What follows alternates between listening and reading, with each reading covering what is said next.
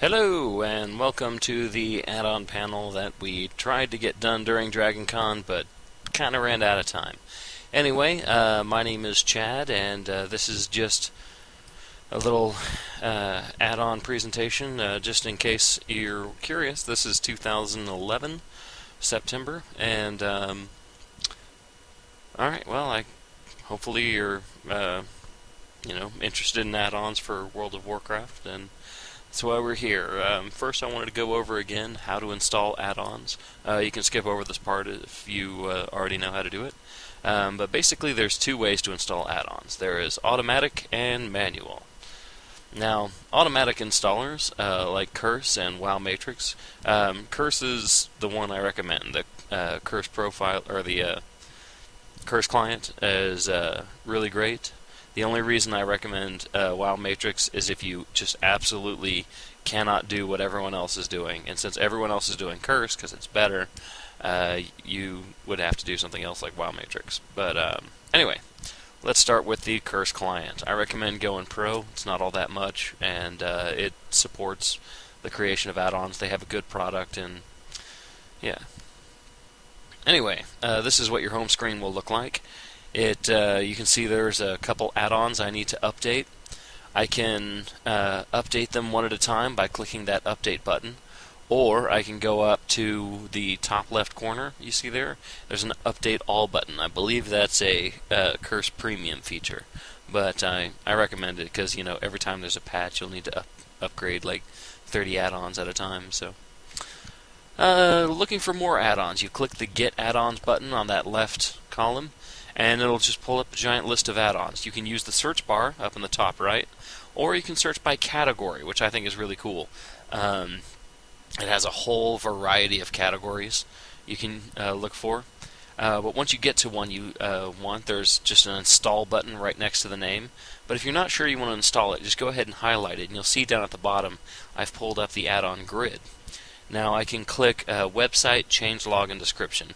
Description, what that does is it'll pull up a brief little description of the add-on, and it's just kind of the highlights, the cliff notes.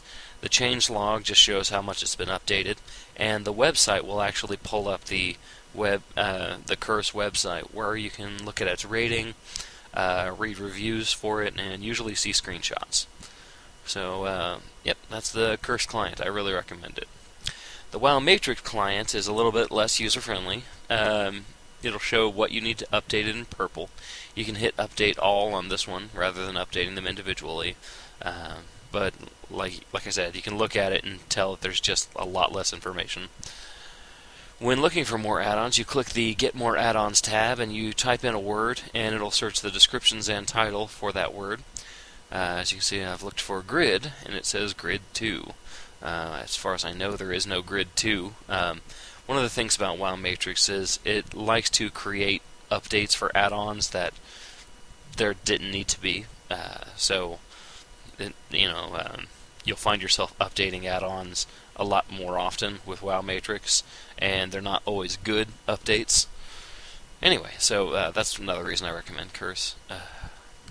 But then you can just install those. Now, if you absolutely have to install them manually, for example, if it's not on Curse, it's not on WoW Matrix, anything like that, you can install them manually. What you need to do is go to the website. You can do a Google search for the add-on you want, and you need to download the file. Here's the Curse way to do it. There's a download button right there. Then you have to locate the file. It's usually in your downloads folder. Now, you need to copy that, and then go to Program Files, World of Warcraft, Interface, Add-ons. You paste the file, slap yourself firmly across the face, and get an automatic installer. It's really more hassle than it's worth to install them manually, because every time an update occurs, you have to install it manually again. So I really, really suggest getting an automatic installer. It's just kind of vital if you're using add-ons. Anyway, here are the add-ons I like to use. They're divided up into add-ons everyone must have, add-ons everyone should have, add-ons by class, add-ons for professions, add-ons for PvP, add-ons for fun. And Let's start with add-ons everyone must have. If we're in a raid group together, I'm just going to assume you have these add-ons. I'm not going to say, hey, do you have Deadly Boss mods? I'm just going to go, hey, aren't you reading your Deadly Boss mods? Just there are better alternatives to a lot of these, but these are the ones that I think everyone kind of genuinely supports. Heads-up display of some kind, also called a HUD.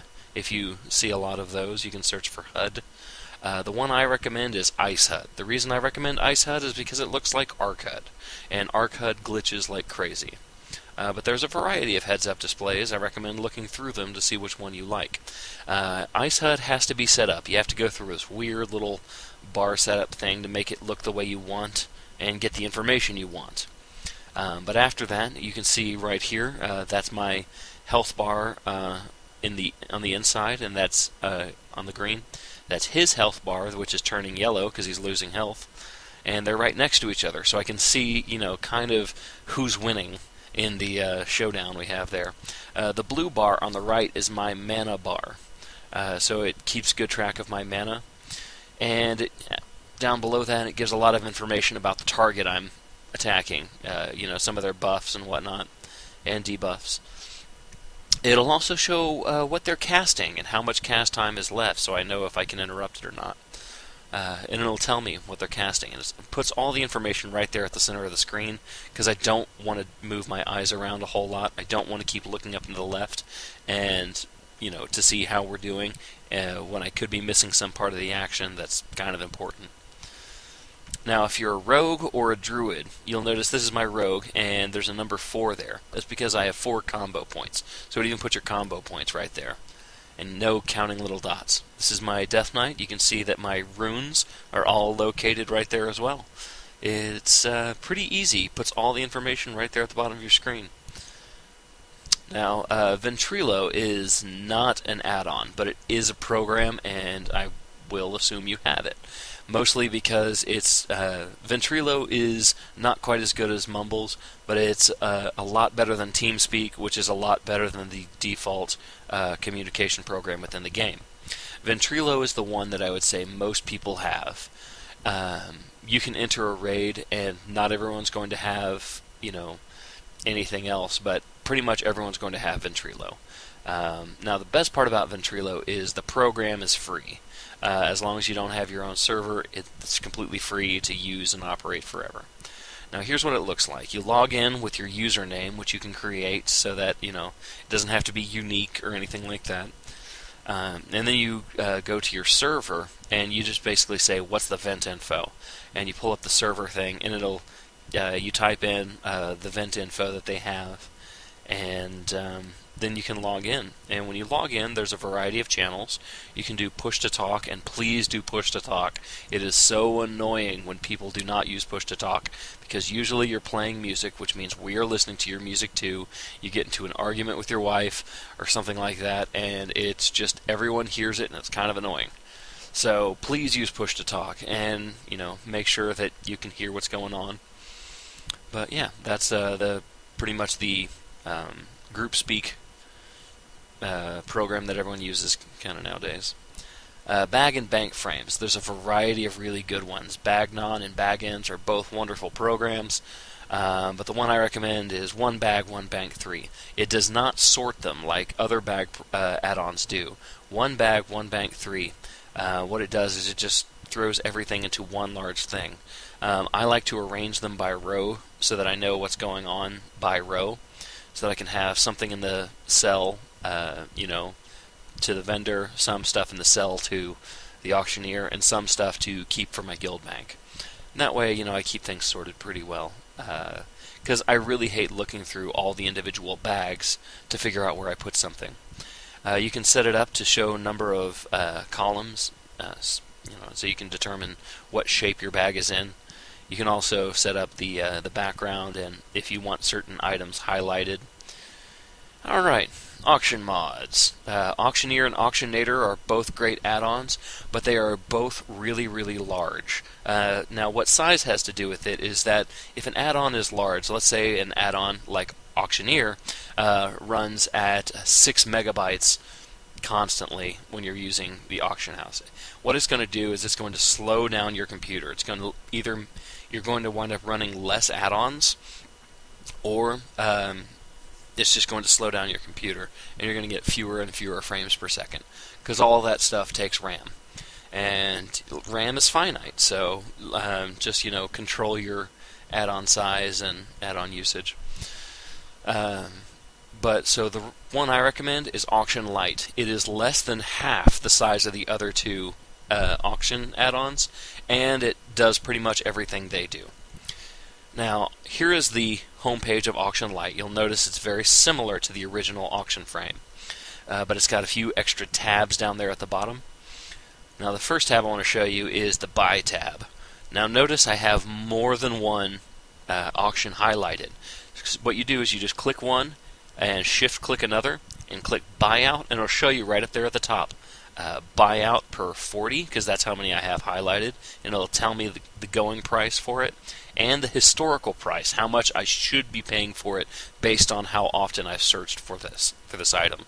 It likes to remember that kind of data, and I can approve and buy out all those auctions at the same time without click, buyout, yes, click, buyout, yes. Also, here's the Sell tab. When you go to sell something, you drag it up into that frame, and it'll pull up every other auction for that item. It'll show you how many they have and how many they're going per item. So I can usually just, and it'll tell me sell it for like 5 gold less or something like that, which is nice to always undercut folks. Now here's something cool. This is one of my favorites list. It looks like I'm trying to make Titan steel here. This is all the ingredients for Titan steel. Actually, no, sorry, this is the Mechano hog. Looks like Arctic fur. So this is all the ingredients that could go into the Mechano hog. And I can pull them up all at the same time by going through my favorites list. That's in your advanced menu over there. So I can just see, oh, Titan steel is going for this much, and compare that to the price of all the ingredients that make up Titan steel.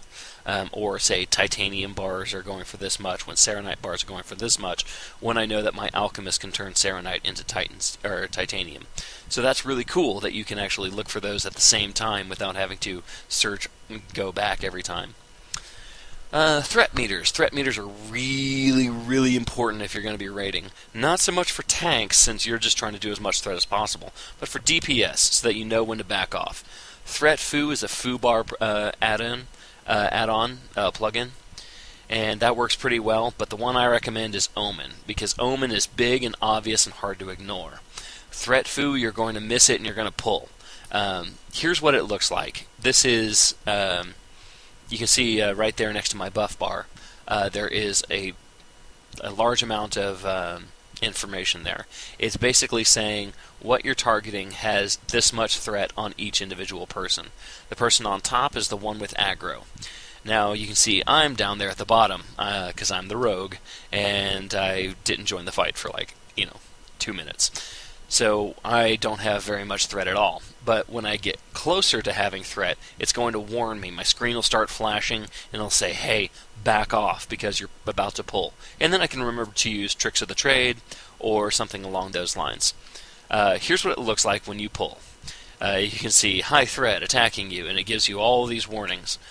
I know what you're thinking. If you didn't join the fight for 2 minutes, how did you pull? Well, look over here on the right, or on the left. You'll notice that most of my party is dead, which is when it's very, very easy to pull aggro.